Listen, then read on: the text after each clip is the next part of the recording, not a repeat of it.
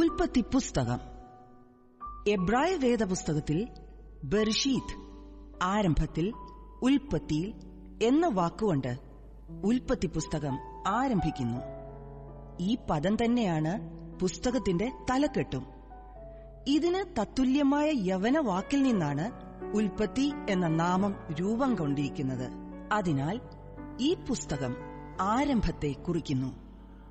ലോകത്തിന്റെയും മനുഷ്യരാശിയുടെയും ആരംഭവും Israel ഒരു ജനതയാകുന്നതിന്റെ തുടക്കവും ഇതിൽ പ്രതിപാദിക്കുന്നു.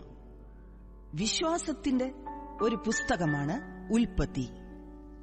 ആരാണ് ദൈവമെന്നും സൃഷ്ടിയുടെ ആരംഭം മുതൽ മനുഷ്യരോട് ദൈവം എങ്ങനെ ഇടപെട്ടുവെന്നും ഈ പുസ്തകം സാക്ഷീകരിക്കുന്നു. ഇസ്രായേല്യരുടെ പൂർവികർ തങ്ങളുടെ കുടുംബചരിത്രം എഴുതി സൂക്ഷിച്ചിരുന്നില്ല. പകരം കഥകളായി തലമുറകളിലേക്ക് അവരുടെ ചരിത്രം കൈമാറിയിരുന്നു. പിന്നീട് ദൈവം എങ്ങനെയാണ് ലോകത്തെ സൃഷ്ടിച്ചതെന്നും എങ്ങനെയാണ് ഇസ്രായേൽ ദൈവജനമായതെന്നും ചരിത്രം രേഖപ്പെടുത്തി. ഏദൻ തോട്ടത്തിൽ ദൈവവുമായി ഉണ്ടായിരുന്ന യഥാർത്ഥ ബന്ധം എങ്ങനെയാണ് ആദി മനുഷ്യർ നഷ്ടപ്പെടുത്തിയതെന്നും ഈ പുസ്തകം വിവരിക്കുന്നു. എന്നാൽ ദൈവം മനുഷ്യരെ തള്ളിക്കളഞ്ഞില്ല.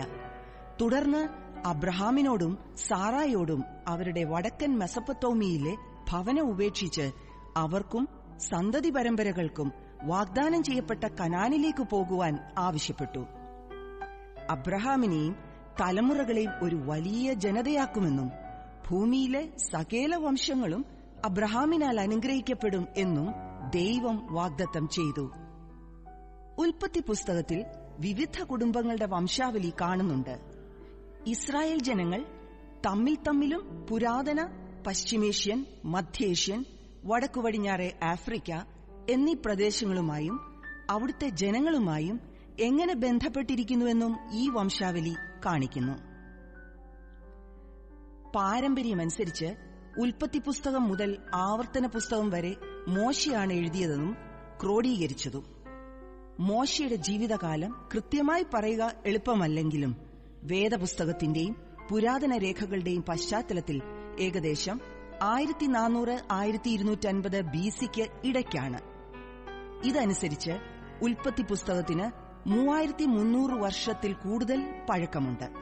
എന്നാൽ ഉൽപ്പത്തി പുസ്തകം പൂർണ്ണത കൈവരിക്കുന്നത് മോശയുടെ കാലത്തിന് വളരെ വർഷങ്ങൾക്ക് ശേഷം, ഒരുപക്ഷെ ഇസ്രായേല്യരുടെ ബാബിലോണിയ പ്രവാസകാലത്ത് ആയിരിക്കാമെന്ന് വേദപുസ്തക പണ്ഡിതർ 2 നൂറ്റാണ്ടുകളായി അഭിപ്രായപ്പെടുന്നുണ്ട്.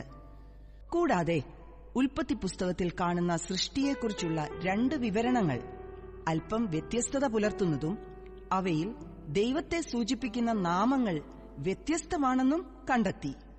എന്നാൽ വ്യത്യസ്ത രേഖകളിലൂടെയാണ് ഉൽപ്പത്തി പുസ്തകം പൂർണ്ണമാകുന്നതെന്ന് പണ്ഡിതന്മാർ അഭിപ്രായപ്പെടുന്നുവെങ്കിലും അബ്രഹാമിന്റെയും സാറായുടെയും സന്തതികളുടെയും ദൈവം ലോകത്തിന്റെ സൃഷ്ടാവാണെന്നും മനുഷ്യരക്ഷയ്ക്കായി ചരിത്രത്തിലൂടെ പ്രവർത്തിക്കുന്നു എന്നുമുള്ള മുഖ്യ സന്ദേശത്തിന് മാറ്റമില്ല.